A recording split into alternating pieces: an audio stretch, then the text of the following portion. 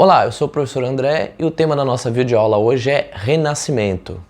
Nós chamamos de Renascimento um movimento artístico e filosófico que ocorreu na Europa entre os séculos XIV e XVI. O Renascimento, portanto, foi uma grande renovação artística ocorrida na arte europeia nesse período. Ele está intimamente ligado com a ascensão da burguesia com uma nova classe social poderosa e com um grande poder econômico.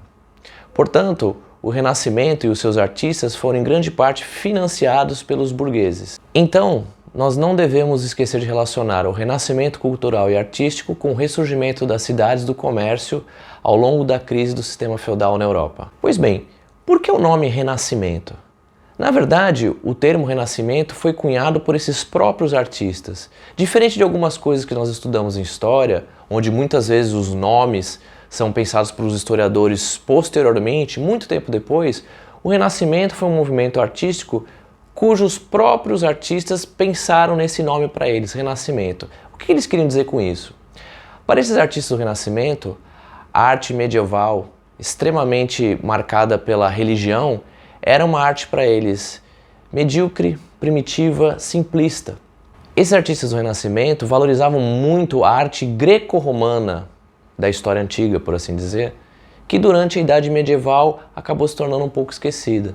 Esses artistas do Renascimento, então, buscavam trazer de volta essa arte greco-romana, que para eles era a verdadeira arte elevada.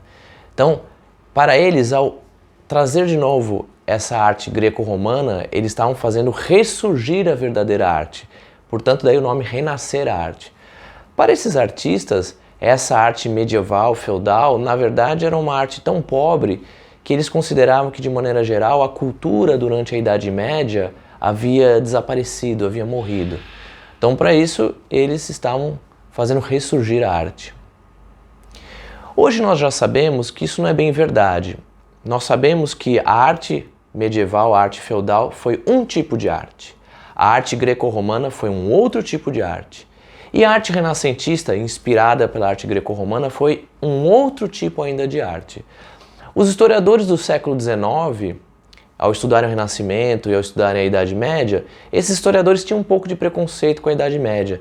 Então eles também embarcaram nessa ideia de que a Idade Média seria uma idade primitiva, atrasada. Obviamente que em alguns aspectos houve um retrocesso na Idade Média, mas nós temos que encarar a história de maneira crítica. Então, não vamos nos esquecer. Para os renascentistas, eles estavam fazendo renascer a arte. Mas, na verdade, o que eles estavam fazendo é criar um novo movimento artístico, uma nova forma de arte. Uma forma de arte que é dominante até os dias de hoje. Muito da arte que é produzida hoje em dia, ela sofre influências desses artistas do Renascimento.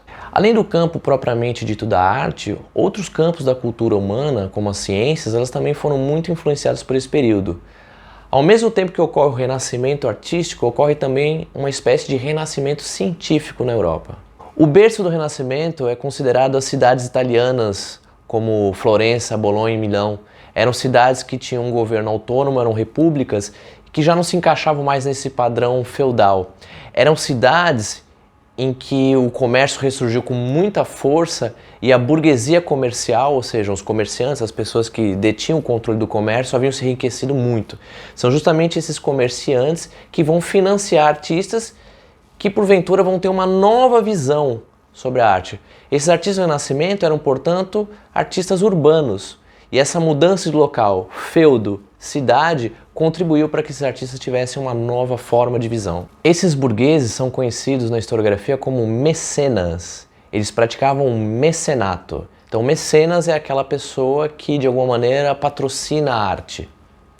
O que, na época, era uma maneira de ostentar a riqueza dessa burguesia comercial. Hoje, existem muitas maneiras de ostentação. Correntes de ouro, rodas de carro de ouro, celulares, televisores. Mas naquela época não havia nada disso. Uma forma de ostentar, de mostrar o seu poder, era justamente através do patrocínio das artes. Então, para a burguesia comercial que estava se enriquecendo, patrocinar as artes era muito mais do que um hobby, era uma maneira de mostrar o seu poder perante a igreja e também aos senhores feudais. Como as principais características do movimento renascentista, nós temos o resgate da cultura greco-romana, O antropocentrismo significa o ser humano no centro de tudo.